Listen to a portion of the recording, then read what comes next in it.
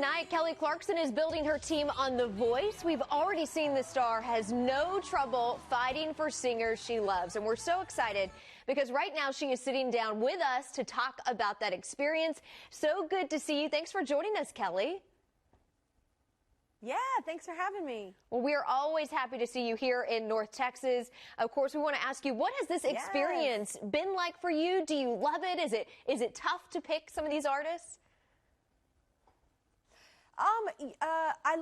I've loved and hated the experience so far because I love the experience because it's awesome to be able to like pay it forward a bit because obviously, you know, when I was living in North Texas and before, I was on Idol before I had my chance, like, I remember being that person. I remember, struggling and so that's a part I love to like, have artists on my team and get to invest in them and get to know them and help them strategically, survive a competition. But I hate it because at some point people have to start going home. Yeah. And we've shot, obviously some things aren't live that we shoot and that is devastating. I hate that part. Like literally I'm the crier, like, which isn't shocking because I cry all the time anyway for people, but I can't handle it because I feel like you're just like stomping on someone's dream.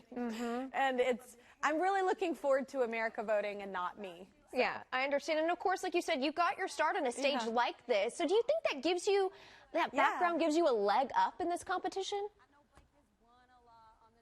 I feel like, having been an artist on one of these shows, I feel like I do have a little bit of a leg up just because of, I think it's different coaching someone through something and experiencing it, and I do think I have a little bit, I would say that I do, but I actually end up helping the other coaches. I actually end up saying stuff to them. Like when one of their people leave, I'm like, you should have them sing this song because if they stick with this, I'm like kind of that like annoying person on the panel. No. But I will say like most of the coaches haven't been annoyed. They've been like, oh, that's a good idea, thanks. Like, but I have this problem to where I don't just stick to my team. I really want everyone to win. So well, yeah, you're supportive. That's how you're supposed to be. Well, let me ask you this. When we're watching at home, we obviously know when someone's really good. But what are you listening for? What is it that grabs you and makes you turn around in those first few seconds of a performance? Absolutely is believability. That's the number one thing. I can't stress that enough for anyone auditioning for shows like this too. It's like, you could be technically perfect, but it's like so vanilla and boring.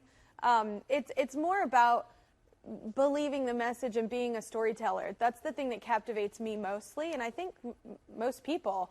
And soulfulness. I like a soulful singer, regardless of the genre. I just like someone that sounds soulful. Yeah. Well, we certainly hear that when you're singing. Yeah.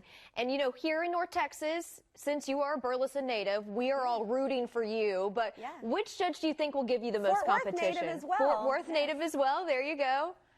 Which judge do you think will? I was born downtown Harris Hospital. Yeah, I grew up there for most of my life too. But no, I think the coach that kind of gives me the biggest run for my money is Alicia. Actually, I thought I was going to be Blake.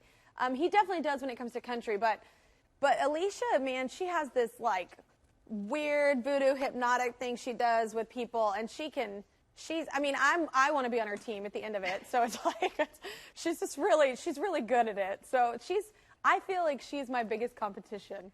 Well, Kelly, thanks so much for joining us. We're looking forward to watching you on The Voice tonight and, of course, through the rest of the season. Have a great night. Yeah, absolutely. Have a good one. Bye, Katie.